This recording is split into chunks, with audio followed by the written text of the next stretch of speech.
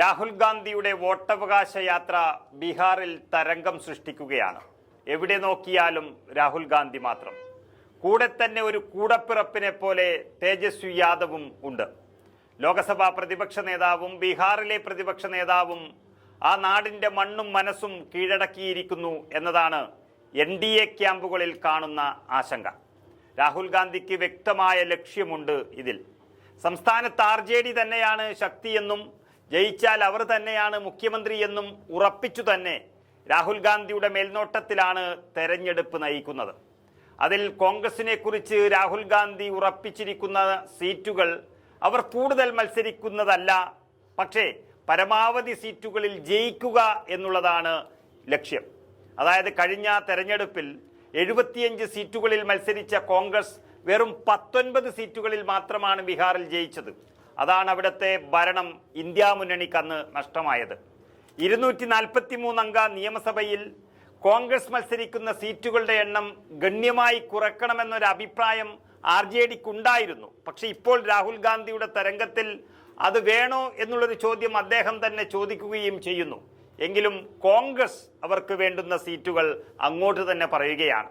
അതായത് 2020 144 സീറ്റുകളിൽ മത്സരിച്ച RJD 75 ഇടത്തും, അതുപോലെ CPIML 19 മത്സരിച്ചതിൽ 12 സീറ്റിലും വിജയിച്ചു. ഇരു പാർട്ടികളും ഇത്തവണ കൂടുതൽ സീറ്റ് സ്വാഭാവികമായും മോഹിക്കുന്നുണ്ടാകും.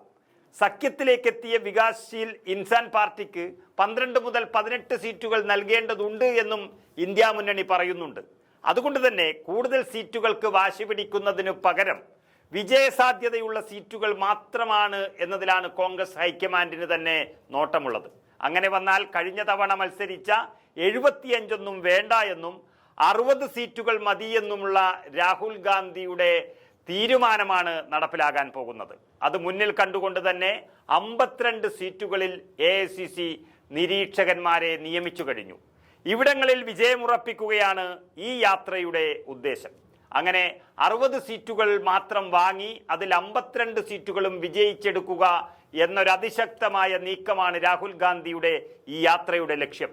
ആ ഗുണം RJDക്കും ലഭിക്കും. അവർ ഏകദേശം 80 മുതൽ 100 സീറ്റുകൾ വരെയെങ്കിലും ജയിക്കാനുള്ള നീക്കം നടത്തുകയാണ് രാഹുലിനൊപ്പം ചേർന്നുകൊണ്ട് തന്നെ. കൂടാതെ ഇടത് കക്ഷികളും നല്ല പ്രകടനം കാഴ്ചവെച്ചാൽ ഒരുപക്ഷെ ആകെയുള്ള 243 നിയമസഭാ സീറ്റുകളിൽ 150-ലേറെ സീറ്റുകൾ നേടാനുള്ള സാധ്യതകളാണ് ബീഹാറിൽ ഇന്ത്യ മുന്നണി കാണുന്നത്.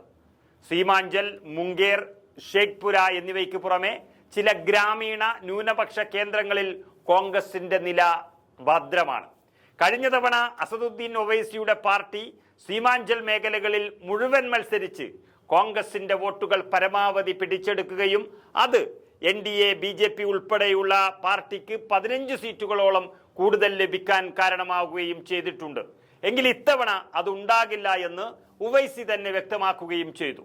അതുകൊണ്ട് ചമ്പാരൻ, ദർഗംഗ, വടക്കു പടിഞ്ഞാറുള്ള ചൻപാണ്ഡ്യ, ബെട്ട്യ മേഖലകളിലെ സീറ്റുകളിൽ ചിലത് രാഹുൽ ഗാന്ധിയും കോൺഗ്രസ് പാർട്ടിയും ഇത്തവണ ഉറപ്പിക്കുകയാണ്. രാഹുൽ ഗാന്ധിക്ക് അതിനുള്ള ഏറ്റവും നല്ലൊരു അവസരം BJPയുടെ ഈ വോട്ടു തട്ടിപ്പിലൂടെ ലഭിക്കുകയും ചെയ്തിരിക്കുന്നു. അതിന്റെ യാത്രയാണ് ഇപ്പോൾ ബീഹാറിന്റെ മണ്ണ് കീഴടക്കുന്നത്. വോട്ടുകൊള്ള തുറന്നു കാട്ടുകയാണ് യാത്രയുടെ പ്രധാന പ്രമേയമെങ്കിലും കോൺഗ്രസിന് വേരുള്ളതും ന്യൂനപക്ഷ പിന്നോക്ക സ്വാധീനമുള്ളതുമായ ഗ്രാമീണ മേഖലകളിൽ പാർട്ടിയുടെ അടിത്തറ കൂടുതൽ മെച്ചപ്പെടുത്തുകയെന്നൊരു ലക്ഷ്യവും ഇതിലുണ്ട്. 19 സിറ്റിംഗ് സീറ്റിന് പുറമെ വളരെ വ്യക്തമായ 41ഓളം സീറ്റുകൾ ലക്ഷ്യം വെച്ചുകൊണ്ട് തന്നെയാണ് കോൺഗ്രസിന്റെ നീക്കം. അങ്ങനെ 60. മാത്രമല്ല കഴിഞ്ഞ തവണ ജയിച്ച 19 പേരിൽ ഒരാൾ പോലും ഇതുവരെ രാജിവെക്കുകയോ BJPയുടെ കച്ചവടത്തിന് നിന്നുകൊടുക്കുകയോ ചെയ്തിട്ടില്ല എന്നുള്ളതും വളരെ ആത്മവിശ്വാസം പാർട്ടിക്ക് നൽകുകയാണ്. ഒരു കാര്യം ഉറപ്പിക്കാം, കഴിഞ്ഞ തവണ ഒരു നാഥനില്ല കളരി പോലെ കോൺഗ്രസിന്റെ വഴിക്കും RJD അവരുടെ വഴിക്കുമൊക്കെ പോയി ഇത്രയും സീറ്റെങ്കിലും നേടിയിട്ടുണ്ടെങ്കിൽ ഇത്തവണ ഉള്ളത് അടിപൊളി മാറ്റമാണ്. രാഹുൽ ഗാന്ധിയുടെ കയ്യും പിടിച്ച് തേജസ്വി യാദവ് തകർത്താടുന്ന ബീഹാറിൽ NDAയുടെ പൊടി പോലും ഇപ്പോൾ ഇല്ല കണ്ടുപിടിക്കാൻ എന്നുള്ളതാണ് സത്യം. അതിന്റെ റിസൾട്ടാണ് ബീഹാറിൽ ഉണ്ടാകാൻ പോകുന്നത്. അതിൽ 60 സീറ്റിൽ മത്സരിച്ച് 52 സീറ്റ് നേടുമെന്നുള്ള ഉറച്ച തീരുമാനത്തിൽ നിൽക്കുന്ന കോൺഗ്രസും രാഹുൽ ഗാന്ധിയും അത് നേടിയെടുക്കുമെന്ന് തന്നെയാണ് രാഷ്ട്രീയ നിരീക്ഷകരും പറയുന്നത്.